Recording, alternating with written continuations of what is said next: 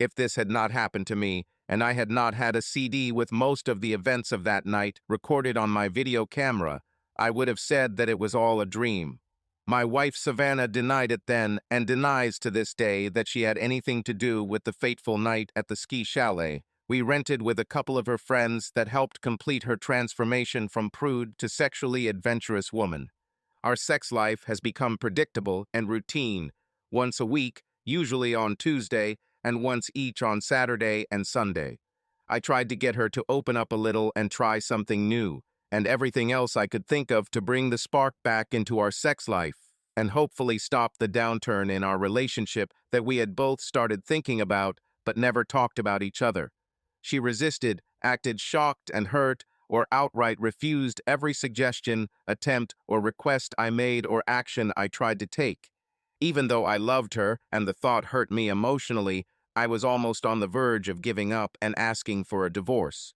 Luckily, or maybe out of sheer desperation on my part, I started talking to her during one of our Saturday love sessions, telling her how I had dreamed about her making love to another woman. I didn't expect the answer I received. During our lovemaking that day, Savannah was a completely different person than the one I was used to. It took some convincing on my part, but I got her to tell me why she reacted the way she did, and she finally admitted that she had a similar dream, except that it was me making love to another woman while she watched. That was 4 months ago, and we started telling each other about our other fantasies.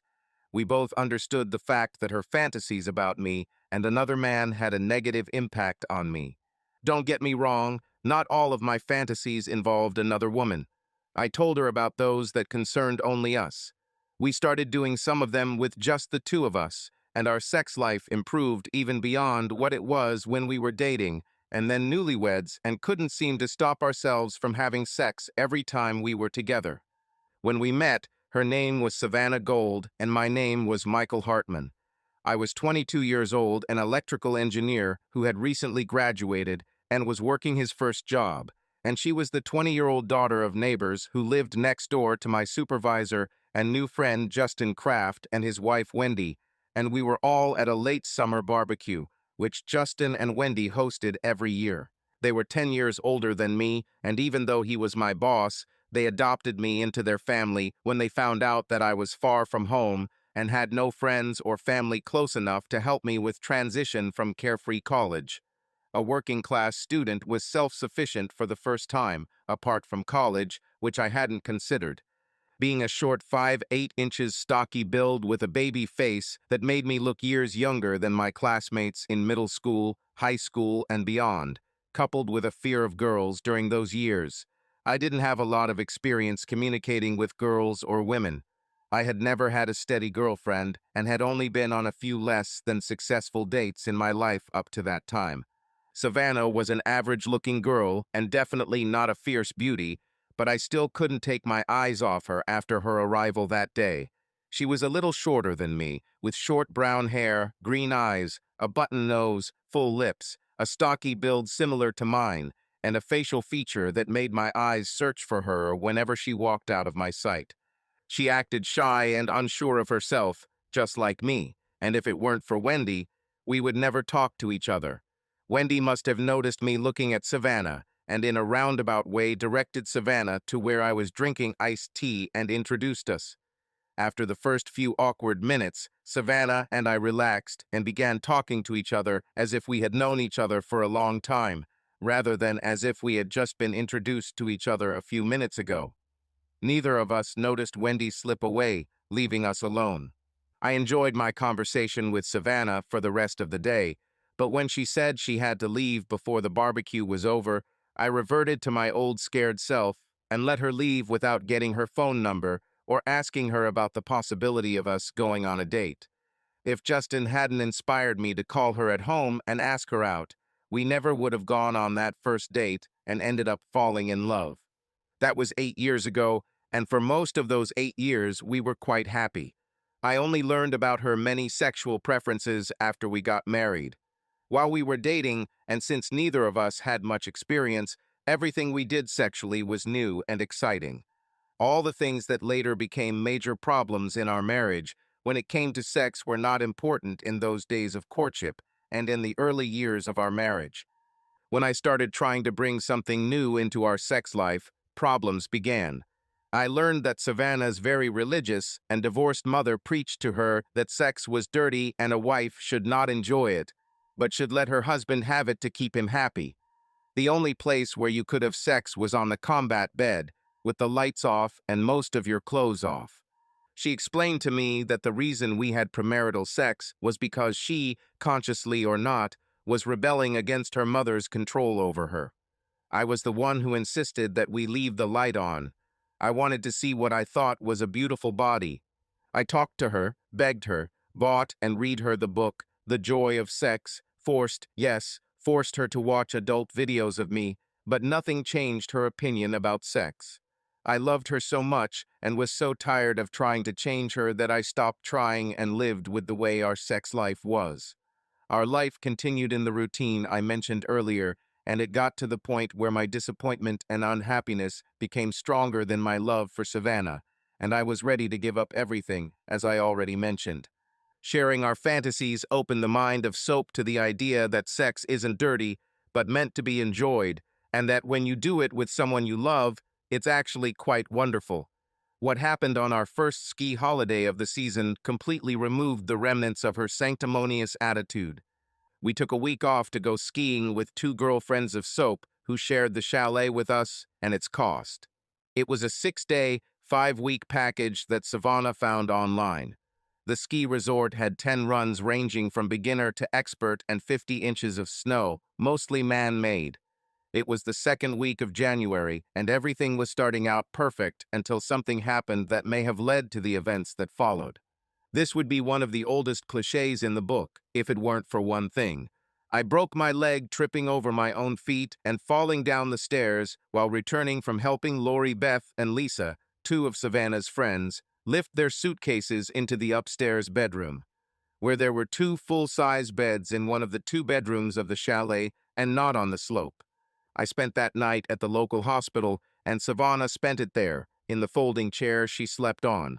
Having experience with crutches due to numerous sprains and another broken leg during practices when I was on the high school football team, I was allowed to leave the hospital after one night. My right leg was in a cast from mid-thigh to mid-calf, so my skiing fun ended before it began. Savannah helped me get settled into the king-size bed we got on the first floor and stayed with me the second day while Lori Beth and Lisa went skiing. On the third day, I assured Savannah that everything would be fine with me, and she should go with her friends to the slopes. I alternated between sitting on the living room couch and lying in our bed while they skied.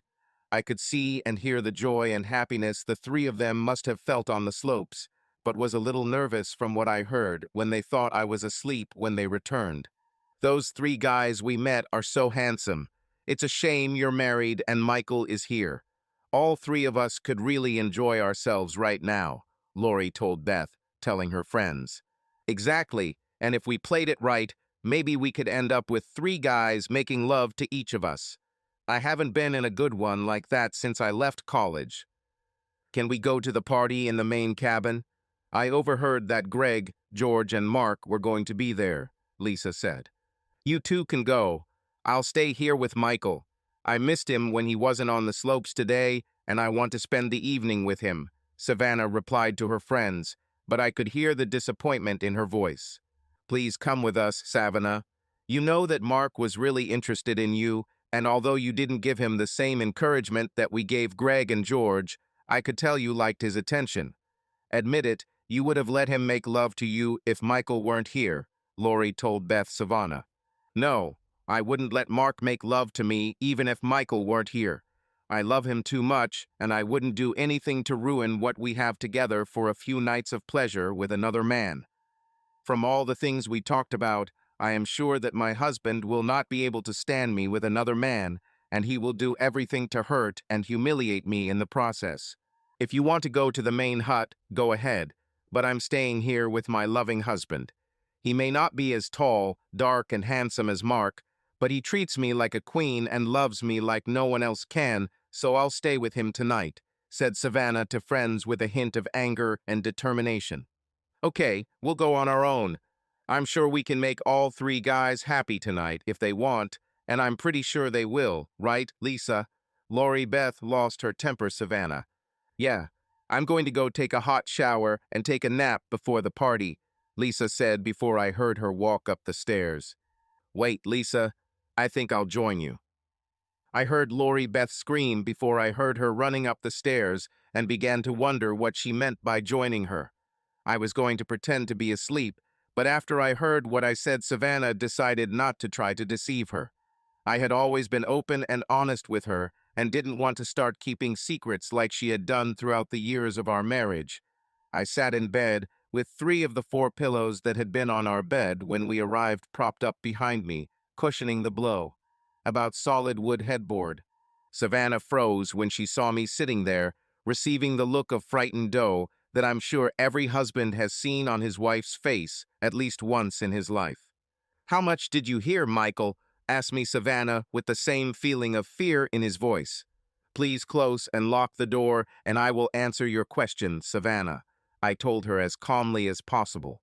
She did as I asked and hurried to the side of the bed I was lying on, trying to hug and kiss me, but I put my arms out to stop her before she could hug me or kiss me on the lips.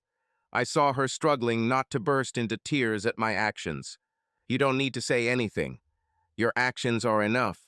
Please, Michael, you have to believe me when I tell you that nothing happened between me and Mark." Savannah began to plead with me, standing next to the bed and wringing her hands, while tears streamed down her cheeks.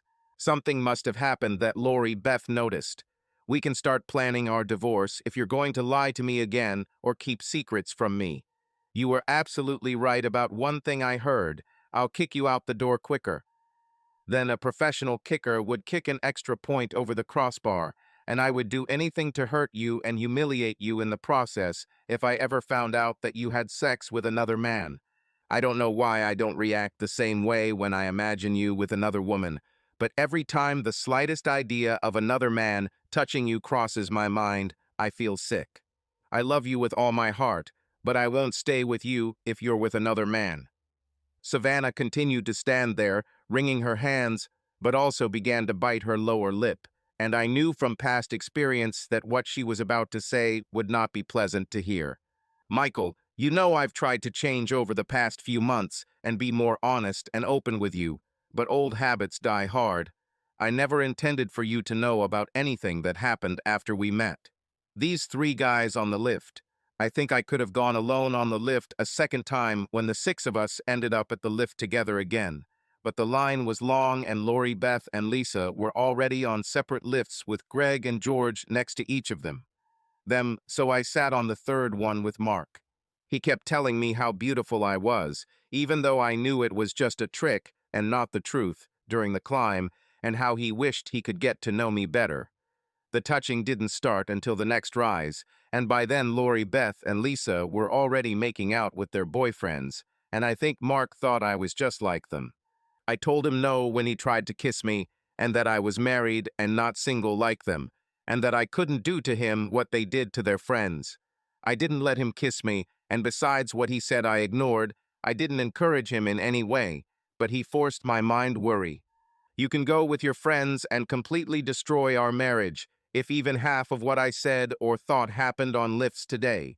I love you, Savannah, but I won't tolerate being cheated on with another man, and I'm starting to doubt if I can even trust you after what I overheard and what you said today. Stop. Please stop. Stop saying all these terrible things and thinking all these terrible thoughts. None of this happened, and I will never tie you down or allow another man to tie you up and make you watch me have sex with him." The touching was mostly innocent, holding hands or arms while getting on and off lifts, helping with a fall, which only happened once, FYI, not like the last time we skied, and it felt like it. I forgot how to ride. I stopped him and made it clear that he better not try again. When he accidentally tripped over to try to kiss me after I told him not to, lift that this would not happen, I pushed him away, he fell, and I did not help him get up. I left him and the others on the slope and spent a good hour in the cabin alone before Lori Beth and Lisa found me there. "I know you can't bear the thought of me having sex with another man, and that fantasy will never come true as long as you live, but I can't help but think about it. Can you control the fact that the thought of me with another woman excites you so much? No, I can't, and I already told you that I can't explain why the thought of you with another woman excites me, but the thought of you with another man disgusts me. Michael, I know I've kept secrets from you, big secrets, in the past, and you have every reason to doubt when it comes to trusting me, but I've never lied to you. I know you think keeping secrets equals a lie, but I don't think so. Can you honestly say that you think I've ever lied to you since we met and throughout our time together? Apart from those secrets you talk about. Yes, they don't count. You knew nothing about them, and as soon as you started asking the right questions, I told you everything honestly and openly.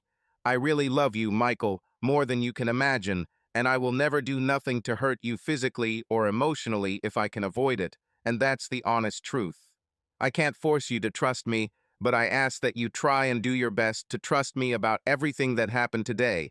My promise is to be more open and honest like you, and my sworn assurance that I will never be with another person sexually, male or female, unless you are absolutely sure that you want it and can handle it.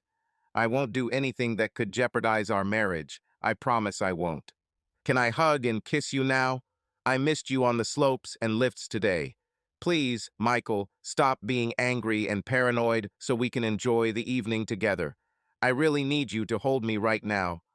She asked me with those big, pleading puppy dog eyes that she can do, and always weakened me in the knees and made it so that I could not resist, and this time was no exception. To your first question, no, I don't think you've ever lied to me. To your second, yes, you can hug and kiss me, but there's something you need to do first.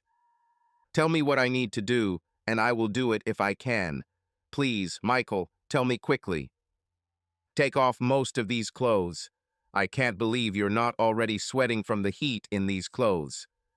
We woke up to someone knocking on the bedroom door.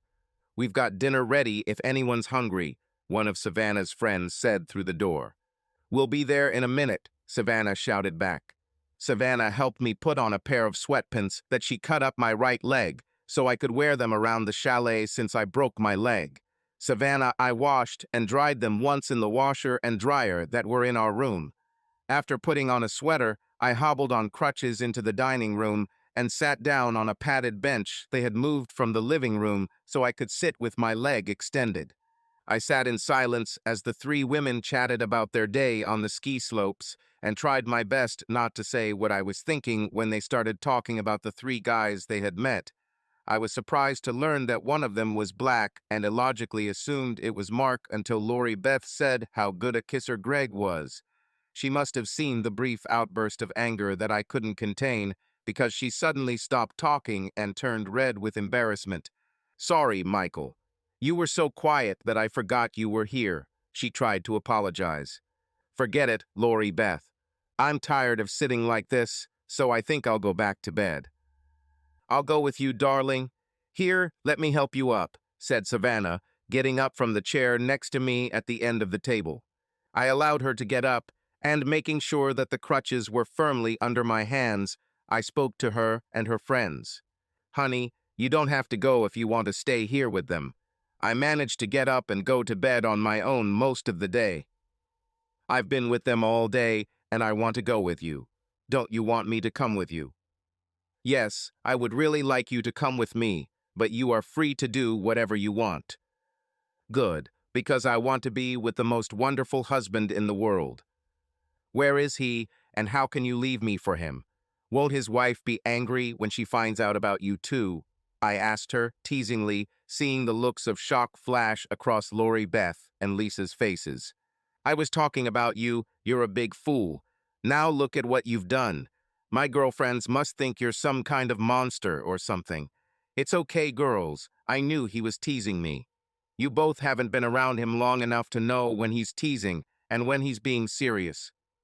I hobbled back to our bedroom with a shroud behind me, and although I was sure she didn't want me to hear it, I heard Lori Beth tell Lisa that she didn't think I was racist, but now thought I was. I didn't hear the rest of their conversation, and although I was doing well with the crutches, they were quickly tiring me, and I didn't want to go back and defend myself. I was fishing with Darius Anderson, and he was black, and the second friend I made when I started working at the plant we both worked at and wouldn't have been his friend if he thought I had any racism in me. I'm sure Lori Beth didn't know that about me. Savannah locked the door behind her as we entered our bedroom. Why did you lock the door? I thought we could try to pick up where we left off, if that's okay with you. I'm more than ready. Help me take off my clothes and get into bed, and this time we won't just try. Savannah undressed me and helped me lie neatly in bed. Honey, I need to go to the toilet, I told her in what she thought was a pretty close imitation of Forrest Gump. We both burst out laughing at this, and I almost lost control and wet myself laughing. We were woken up again by a knock on the door. Savannah, we're going to get ready for the party at the main cabin. Are you sure you don't want to come with us? I heard Lori Beth scream through the door. Instead of yelling back, Savannah got out of bed, put on one of the resort's plush robes, and walked out into the hallway to talk to Lori Beth. I couldn't hear the entire conversation except the last part, which Savannah said loudly to Lori Beth. I said no. I'm staying here with Michael, so stop trying to convince me to go. Now go and leave me alone. Savannah returned to our bedroom, and I again saw disappointment mixed with anger on her face. Savannah, I love you, and if it were up to me, I would gladly tell you to stay with me instead of going with your friends, but that's not my decision. I don't own you, and you're free to do whatever you want. My preference is for you to stay, but you can go if you want. I actually kind of want to go, but I want to stay here with you more. I really missed you today, and I don't want to be away from you tonight. Is that okay? Oh, honey, that's more than okay. That's wonderful. I missed you too, and I want to be with you as much as you want to be with me. Now bring your beautiful body here so I can hold it again. We heard the front door slam shut as Lori Beth and Lisa left. I couldn't help but laugh when I heard what Savannah said while hugging me. What prostitutes they are. Lori Beth said that since I'm not going with them, she might let Greg and Mark have sex with her. And then I became hysterical, and I laughed so hard that I quickly became out of breath. Savannah stood up and looked at me with that sad but angry expression that I had seen before, and although I wanted to calm her down and explain that I was not laughing at her, but at what she said, I could not do it because I was out of breath from laughing. When I was finally able to calm down and explain, I told her, Savannah, honey, I'm not laughing at you, I swear. What you said was so funny, I couldn't help myself. No, I don't know, mister, I went to college, and you didn't, smart guy, Savannah replied angrily. Honey, please don't be like that. I never said anything about your lack of higher education, and I never talked down to you or put you down, and you know it. Just forget about it, and let's be happy tonight. I hate it when you're mad at me. Please, honey, now it's your turn not to be mad, okay? Okay, I'll stop being angry. Changing the subject, are you going skiing today? They're coming, but I'll stay here with you. Why? Don't you want to ski with them? I would have gone if they weren't going to meet Greg, George, and Mark. I don't want to end up in the same situation I was in yesterday again. I'm not sorry you're not going if they're going to meet these guys, but are you sure you don't want to go? Today and tomorrow are the last days you can ski. You're afraid you won't be able to resist the temptation, Mark, or are you afraid that you won't want to resist? I saw that I had hit the mark with that comment when Savannah lowered her head and my heart sank. My once sexually repressed wife realized how good sex could be and now wanted to explore her newfound desires, and my greatest fear could become a reality. I was afraid that if I managed to expand her horizons sexually, she would want to go further than I was ready and I would lose her. I decided there was no better time to voice my fears than now. Savannah, I was afraid that this might happen if I was able to break down your sexual barriers. You fantasize about sex with Mark, and I'm afraid that you are thinking about it seriously. Savannah, you know that I love you and will do almost anything you want to make you happy, but I cannot and will not tolerate you having sex with another man or men. If you need to explore your new sexual desires with other men, I will not fight the divorce if you are fair and not try to take everything from me. You're a free white American woman, and I can't stop you from having sex with whoever you want if you're willing to lose what we have in me. Stop it. Stop it right now, Savannah screamed, jumping to her feet. She stood by the bed, her face flushed with anger, her breathing fast and ragged.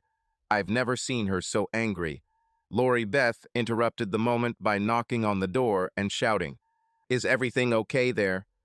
"Yeah, it's okay. Go enjoy your skiing. See you later." "Okay, bye." We both heard the front door open and close. At least they didn't slap her this time. Savannah had almost completely calmed down. "Michael, I love you with all my heart, and I don't want a divorce or losing you. I know how you feel about me with another man, and yes, I want to have sex with Mark, but I won't do it because I love you so much. Why do you think I didn't want to go with Lisa and Lori Beth? Because you were afraid to give in and let Mark take you to where he was staying and have sex with you. You knew that if that happened, I would be able to sense it, and we would be finished as a married couple." "No, that's not why. I didn't want to go because Lori Beth kind of promised Greg, George, and Mark that they could have sex with me today after they talked me into it. That's why I came here with you to avoid it." "She's a really good friend, isn't she?" I said sarcastically. "It's not enough for her to be a woman of easy virtue. She needs to make her faithful wife the same." "Okay, I don't know how to choose the right girlfriends, but I'm not as weak as you think. Neither Lori Beth nor anyone else can talk me into doing something that I know will hurt you. I'm not going to cheat on you now or ever, so please stop worrying about me doing it. Can I lie with you? Will you hug me, Michael? I love you, so please stop torturing us both by thinking I'll do something I'll never, ever do." I extended my hands to her, but my doubts and fears still remained. I kept thinking that if we could get through the next 2 nights and one day, everything would be back to normal when we got home. We dozed off for a while and enjoyed being together, whether in bed or on the couch. Lori Beth and Lisa had only been out of the chalet for a couple of hours, and I couldn't tell if they were skiing or doing anything else during that time. They both said they were tired and went upstairs to their bedroom. We made love, and later 2 of Savannah's friends joined us. I took my video camera and pressed the record button. I realized that we were not alone in the chalet when I heard a man's voice enter the bedroom naked. I knew it was Greg because he was black, and I saw his 2 friends, equally naked, behind him. "Okay, looks like she's ready for us to show her more pleasure than she's ever experienced." "No, that's not what you think. Get out of here. How did you get here? You don't belong here. All 3 of you, get the hell out," I shouted at them, trying to get up. "Calm down, dude. The girls invited us in and left the door open. We're not here to hurt anyone, but to make one sexy lady happy. Sit back and don't make a noise. Hell, who knows, maybe you'll like it on It's a Watch," Greg said with a grin on his face. It was a wrong remark and a wrong look on my part. There was a fight. The last thing I heard was the screams of 3 women and Greg's voice. "None of this would have happened if you had sat back down, you bastard. I've got to give you credit. You really have a temper of steel. Most guys would have given up a long time ago. I'm sorry, but it's time for you to fade away." I felt a severe pain on the left side of my head, and the light went out. When I came to my senses, I didn't know how much time had passed. I opened my eyes and realized that I was lying in a hospital room. If it wasn't the same hospital I'd been to on Sunday night, it looked very similar. I turned my head to the left and saw 2 things. It was dark outside the window, and Savannah was sitting on a reclining chair next to my bed. I must have been on the edge of consciousness, because when I saw her, I came fully to my senses, and pain throughout my body came over me, making me moan, waking up Savannah. "Thank God you're awake, Michael. Where does it hurt? I'll call the nurse. She'll give you something for the pain," Savannah said with relief mixed with a hint of fear in her voice.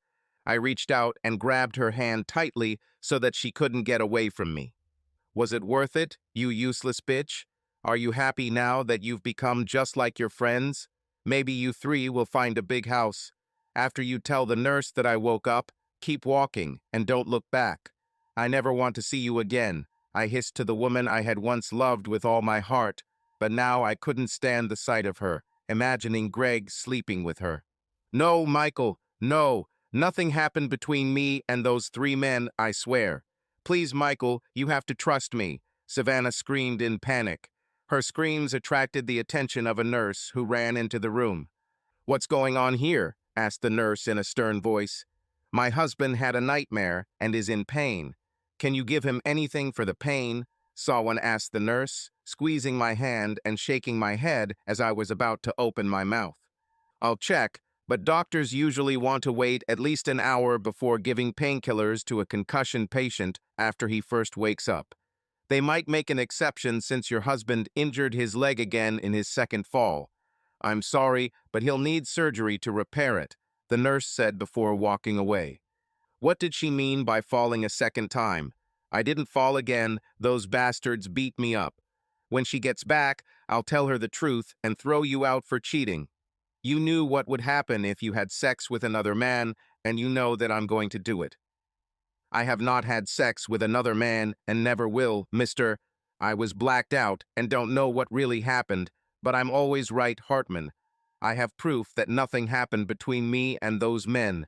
Please, Michael, you can find out what happened after Greg knocked you out, but you have to wait until we're alone for more than a few minutes so I can show it to you. What are you talking about, bitch? Why can't I see this proof? What stupid scheme did you and your girlfriends come up with to save your ass from getting divorced? Stop calling me those horrible names. I'm telling you that nothing happened. I'm still your faithful, devoted wife. If anything, I love you even more. I told Lori Beth how you would react if she tried to make it so those three could have sex with me. I told her you would fight as hard as you could, but she didn't believe me. Oh, Michael, I'm so glad you weren't hurt more than you were. I don't think Greg was. Wanted to hit you so hard, but he could have killed you by hitting you on the head like that.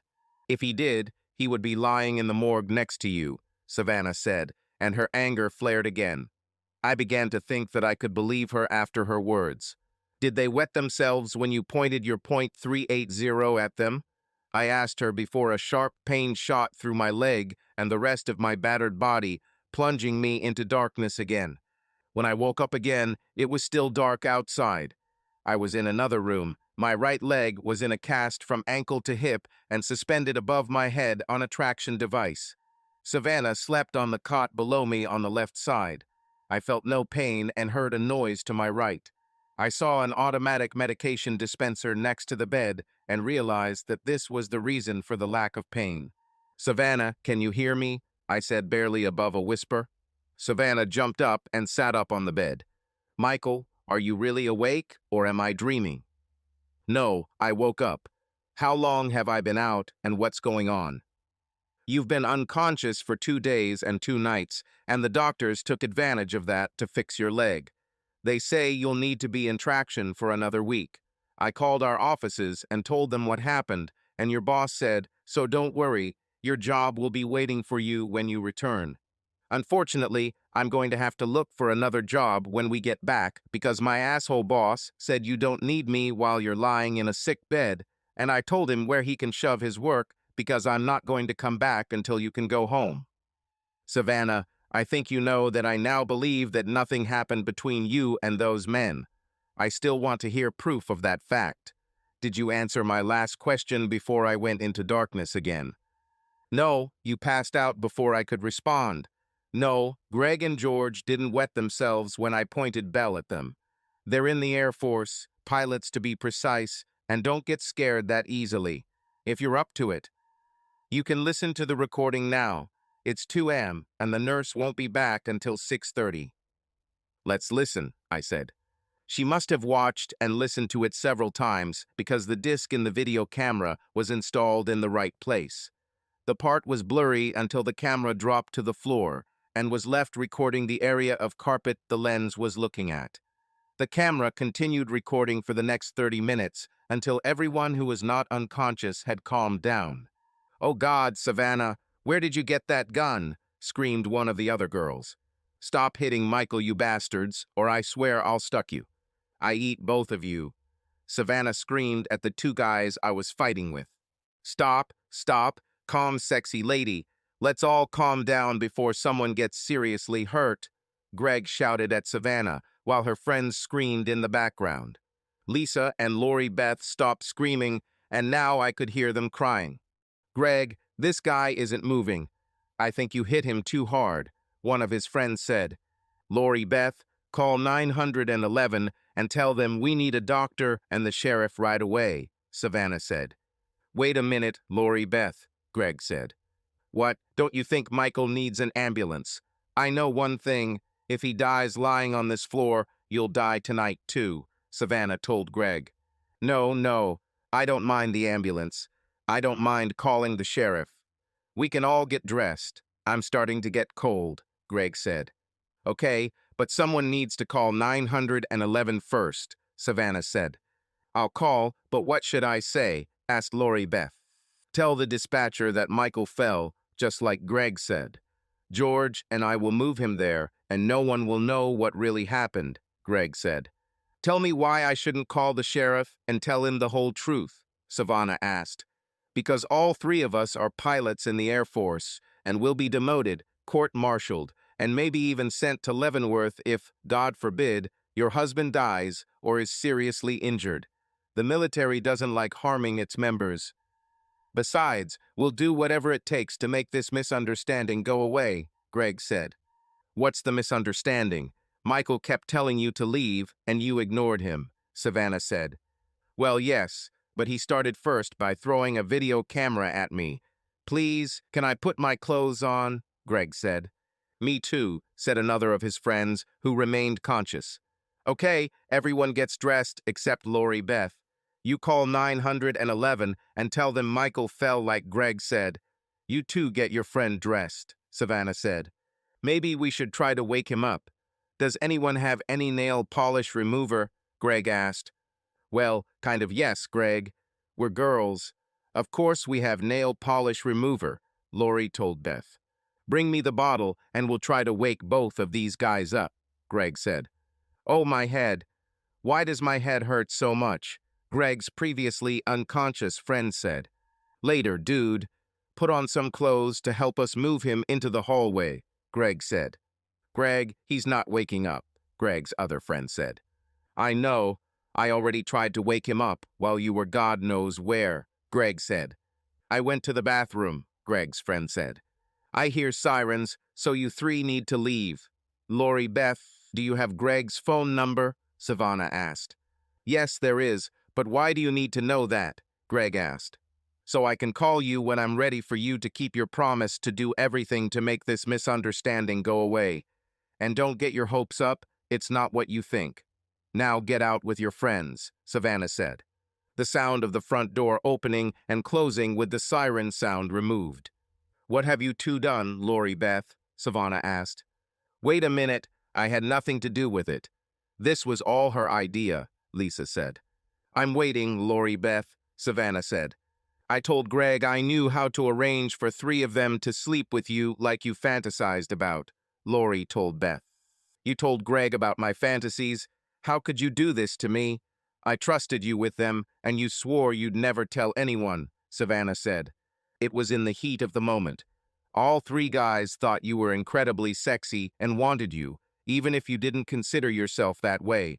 I knew you were thinking about sex with other men, and I thought that with Michael, who was wounded like he was, he wouldn't be able to stop it from happening, and maybe he'd get involved and be okay with it. You knew you wanted this, Lori Beth said. Yes, I wanted to, but I knew how Michael would react. I can hear the ambulance outside, so we'll continue this conversation later. I'll go with Michael to the hospital. Remember, he fell again while we were skiing, and we found him the way he is now. We were afraid to touch him and left him there. Do you understand? Yes, Savannah, we got it. You're like Greg. You think we're stupid, Lori told Beth. Savannah paused the video camera and looked at me with fear and hope in her eyes. I'm sorry I called you all those horrible names when I woke up last time. I was sure you were in cahoots when Greg said the women invited them to the chalet.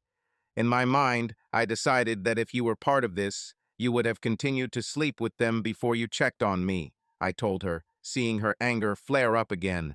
I love you, damn it, and would never leave you knowing or even suspecting that you were hurt to sleep with someone. You need to stop imagining me cheating on you every time another man shows attention to me. I finally accepted that I really am a sexy woman, and I already have my sexy man, so stop tormenting us both with your imaginary lovers, Savannah said. I'll try, honey. I promise to try my best. Do you forgive me? I asked her, feeling myself plunging into darkness again and not hearing her answer. 1 year later, Savannah and I are back at the ski resort where my nightmare magically turned into one of my biggest dreams. Greg and his friends kept their word, and when Savannah called, they paid all my medical expenses, the cost of renting the chalet for the past year and the next 10 years, and an additional $50,000 for my pain and suffering. Minus my deductible and complement, my health insurance covered my hospital bills, so the money we received from them was pure profit, and since they gave us cash and can't prove they gave us that money, it went straight into the safe and we can keep them. After I came out of traction, I had 9 months of grueling physical therapy before I was able to walk without a severe limp. With the addition of our new hobby, our sex life has surpassed my wildest dreams. Lisa has become this hobby and lives with us, shares our bed and our bodies, and all three of us have developed a sincere love for each other. When Lisa moved in with us, she brought her extensive sexual experience with her. Savannah was over the moon, and I was surprised. Savannah and Lisa cooked dinner together every night, and the three of us spent the evening together. Our relationship is stronger than ever. We returned to the same resort to celebrate our new life anniversary. This time we rented a large hut and invited several friends. Lisa and Savannah spent the day skiing while I, still recovering from my injury, enjoyed the comfort of the hut. We agreed to meet in the evening for dinner and fun company. Lori Beth was not with us this time since we had completely cut ties with her after last year. Greg and his friends were also at the resort, but we didn't interact with them.